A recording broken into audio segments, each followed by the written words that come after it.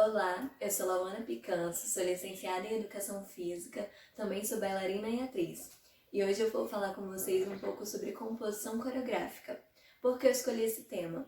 Poucos profissionais ou pessoas que se interessam por essa parte criativa têm conhecimento das possibilidades de se compor uma coreografia. Então eu quero ensinar hoje isso para vocês ampliarem as suas possibilidades em relação a isso. Primeiro eu quero começar dizendo que não existe uma fórmula mágica. Na educação física eu aprendi sobre individualidade biológica. Nenhum corpo é igual ao outro. E eu também acredito que existe individualidade artística. A forma como eu crio, a forma como eu me inspiro é diferente da forma que talvez funcione isso para você. Mas eu acredito que quando a gente tem um conhecimento teórico, a gente consegue fluir muito mais na prática. Então a gente vai falar sobre um pouco disso hoje. Como eu começo esse processo?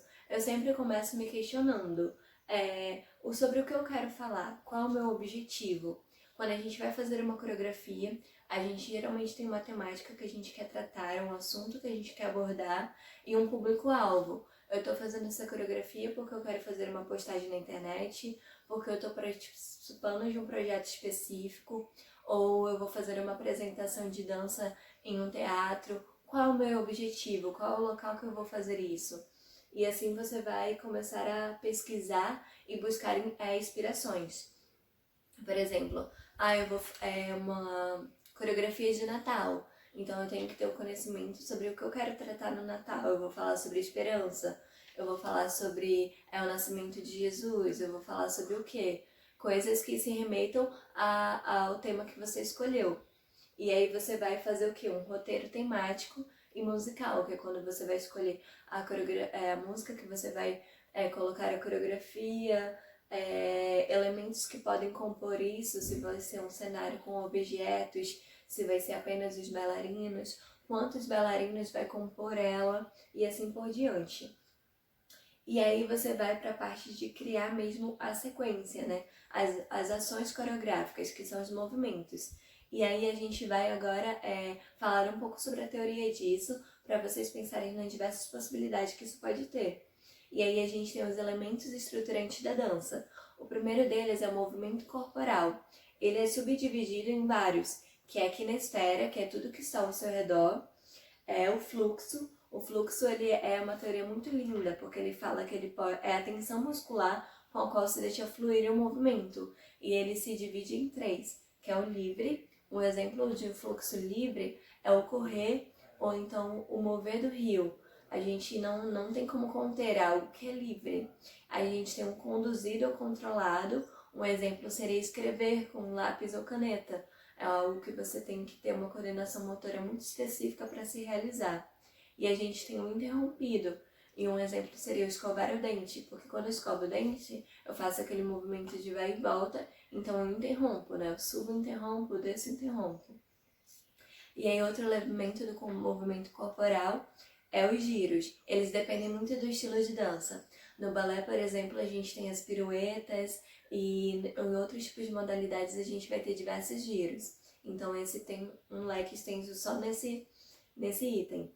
Tem os saltos, que também variam muito de acordo com a modalidade, mas eles têm as variações de ser leve ou forte, e rápido e lento. Então, por exemplo, um grand battement, que é o salto em segunda do balé.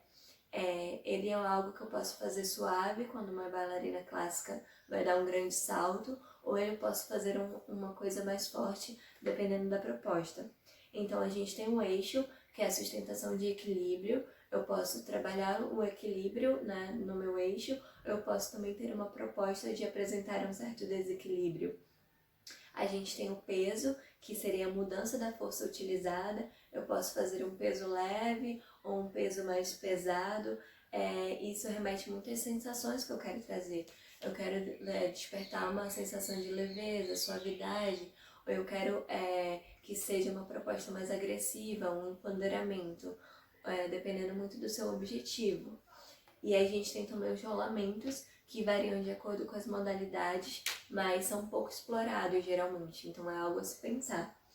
E aí é um outro elemento estruturante da dança muito importante, que deve ser trabalhado, é o espaço. O espaço é a relação do corpo com ele mesmo, o corpo com outro corpo, que seria um outro bailarino, ou um corpo com um objeto de cena. Um exemplo seria uma cadeira, por exemplo, se você quiser colocar na sua coreografia. E aí a gente vai ter também as divisões nessa questão do espaço. A primeira delas são os níveis. Ele pode ser alto, médio e baixo. Ou seja, eu sempre tentar utilizar na minha coreografia esses 3 níveis, né? Fazer movimentos no alto, movimentos no nível médio e no nível baixo, porque aí eu consigo ter uma dinamicidade muito grande. E aí, para falar sobre isso, a gente tem que entender a dimensão, né?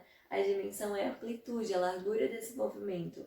É eu pensar em não fazer... a gente pode dar um exemplo, por exemplo, que existe a amplitude de uma mesa e a amplitude de uma porta. A porta, ela abre, ela tem uma coisa mais do que uma paisagem, uma fotografia.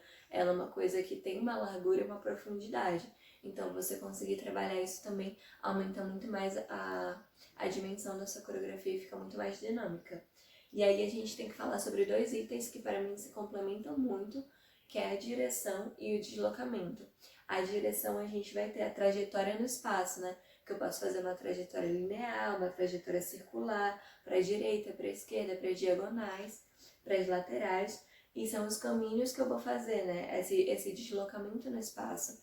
E isso é um item muito importante, porque o que acontece? Muitos coreógrafos fazem aquela coreografia que sempre os bailarinos estão nos mesmos lugares.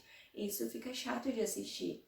Então, quando eu coloco um deslocamento, já se torna muito mais dinâmico, muito mais bonito de se ver.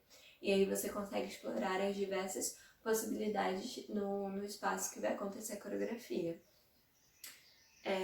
E o outro item do elemento estruturante da dança é o tempo. A nossa coreografia pode ser rápida, moderada ou lenta. A gente tem um outro termo para falar sobre isso. Quando é lento, no balé geralmente eles usam o termo adágio, e quando é rápido eles usam o termo allegro. E então você pode trabalhar isso. É uma coreografia apenas adágio, uma coreografia apenas allegro, ou eu posso ter uma dinâmica, uma curvatura, começar com algo lento, e aí cresce, cresce, cresce, cresce, volta, volta, volta. A forma como você vai fazer isso varia muito da sua proposta. Mas eu também queria comentar que é muito importante que se ache um diálogo entre a técnica, movimento e a expressividade. Não adianta eu ser extremamente técnica se eu não mostro uma expressão, se eu não passo uma mensagem com o meu corpo, do sentimento que aquilo me traz, da proposta que está sendo colocada. Então é muito importante você não esquecer isso.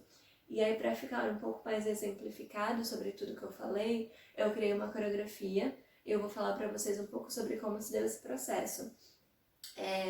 Primeiro eu pensei no que eu queria fazer, e aí eu queria abordar um pouco sobre a história de Biúna. Eu fui pesquisar, e aí eu descobri que na linguagem tupi-guarani, Ibiúna significa, vem do termo terra preta, que é o rio que banha a cidade, o rio de Una, que lhe deu esse nome primitivo, e antigamente era chamado apenas de Iuna, só que existe uma cidade na Bahia que também se chamava Una, e aí uma delas precisava ceder e mudar o nome. Acabou sendo a de São Paulo, porque a de Bahia era mais antiga, então se tornou Ibiúna. E aí eu vi ali um pouco sobre a povoação de Ibiúna, que ela se deu com a chegada de indígenas, fazendeiros, africanos, portugueses, italianos e árabes, e depois foram chegando outros povos.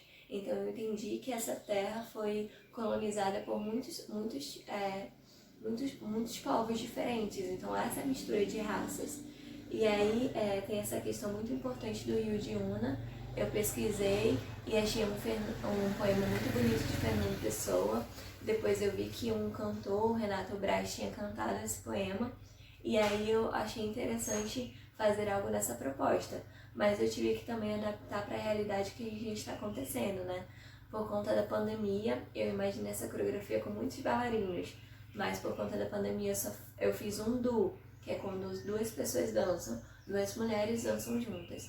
E aí eu criei em cima disso, e vocês vão estar podendo ver um pouquinho disso. Espero que tenha de alguma forma colaborado e vocês não fiquem presos, sabe?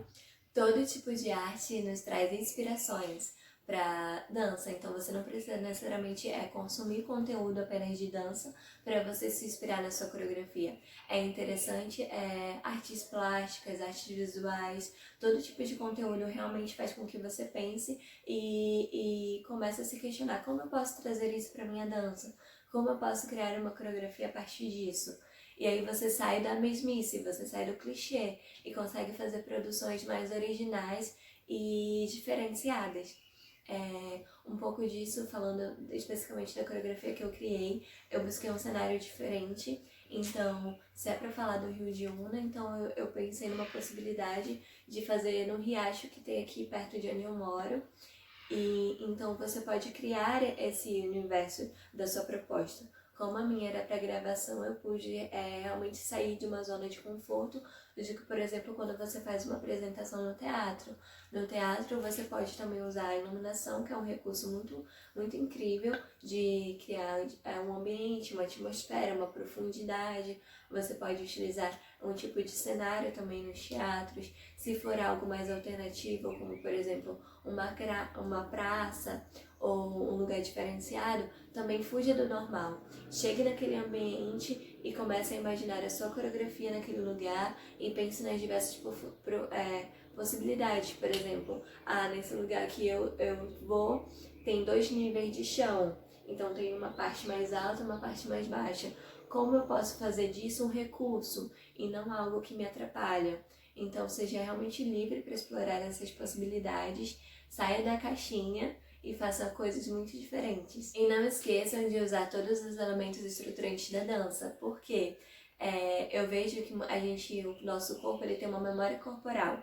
Então, muitas vezes você fica preso naquilo que você vivenciou durante as suas aulas. Então, por exemplo, a minha maior experiência com dança é em dança moderna, porque a minha professora, durante 4 anos, a maior referência dela, todo o doutorado dela, tudo que ela estudou, tinha relação com a dança moderna. Então, meu corpo ele tem muita facilidade de absorver esse conteúdo e depois passar esse conteúdo para as minhas criações. Mas eu entendi que eu não podia ficar presa naquilo, porque senão tudo que eu fizesse seria apenas uma cópia daquilo que eu aprendi com ela.